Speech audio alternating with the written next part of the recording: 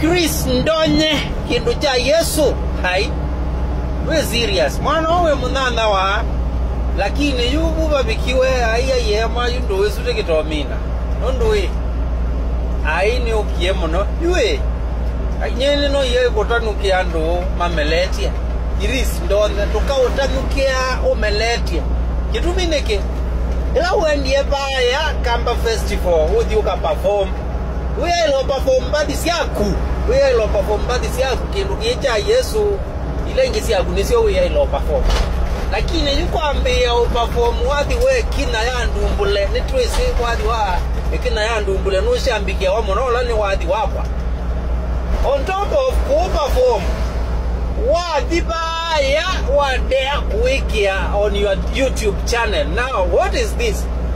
Why are you mixing things? Can you do things of your own?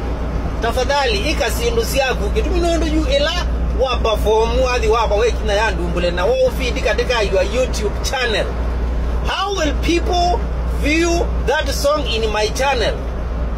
You endanye siana siya waitu inebien zwe siya kusiende na meta onagego kila na sio lelo.